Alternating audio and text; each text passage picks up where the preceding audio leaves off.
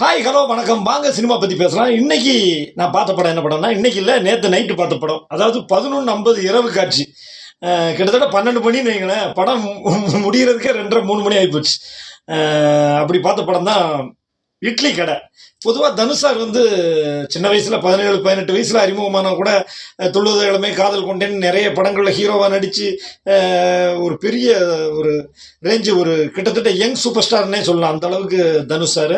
அது பிறகு டைரக்ஷன் பார்த்தீங்கன்னா பவர் பாண்டி பண்ணார், ராயன் பண்ணார். அப்புறம் இன்னொரு படம் ஒன்று பண்ணார், புதுமங்கள்லாம் வச்சு ஒன்று படம் பண்ணார், நிலவுக்கு என்னடி என் மேல் கோபம். இப்போ 4வது படம் இது.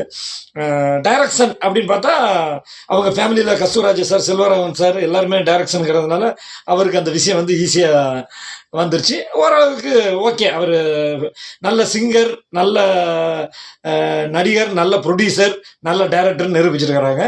இந்த படத்தில் பார்த்தீங்கன்னா நிறைய ஆர்டிஸ்ட் பார்த்தீங்கன்னா Arun Vijay sir, Rajkiran sir, Parthiban sir, Samuthirakani sir, Ilavarasu sir, அப்புறம் நித்யா மேனன், நிறைய நிறைய நடித்த நடிகர்கள் எல்லாமே படத்துக்கு ப்ளஸ். என்ன கேட்டால் அருண் விஜய் சார்லாம் எப்படி இந்த படத்துக்கு ஒத்துக்கிட்டாங்கன்னே தெரியாது. ஏன்னா அப்படிப்பட்ட ஒரு நெகட்டிவ் கேரக்டர், ஒரு வில்லன் மாதிரி உள்ள கேரக்டர் அவர் ஏன் பண்ணணும்னே நினச்சேன். ஏன்னா இப்போ அவர் தான் யானை இது நிறைய ஹீரோவாக பண்ணி நல்லா சக்ஸஸ்ஃபுல்லாக வந்துட்டு இருக்காரு.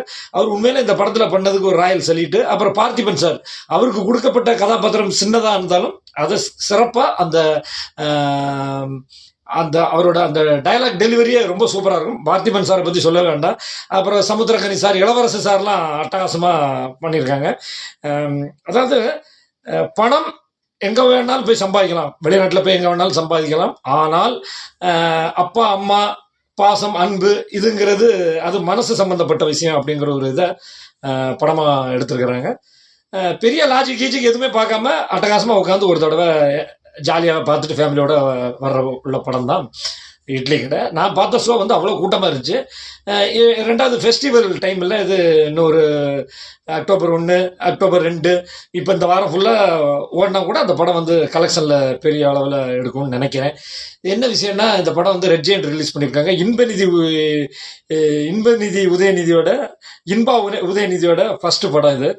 இந்த படம் கொஞ்சம் சுமாராக போனால் கூட ஒன்றும் கவலைப்படாதீங்க சார். ஏன்னா குருவி சுமாராக போனாலும் அடுத்து வந்த படங்கள்லாம் ரெட் ஜெயண்ட்ல தூக்கி நிறுத்துச்சு. அதே மாதிரி உங்களோட தயாரிப்பில் வந்த படம், இந்த படம் சுமாராக போனால் கூட அடுத்து நீங்கள் ஒரு பெரிய தயாரிப்பாளர், ஒரு இன்னும் நிறைய பேருக்கு வேலை கொடுக்குற அளவுக்கு நீங்கள் வளருவீங்க. இன்பா தம்பி வாழ்த்துக்கள். இட்லி கடை டீம் அனைவருக்கும் வாழ்த்துக்கள். படம் நேரம் கிடைச்சா தியேட்டரில் போய் பாருங்க. டாடா.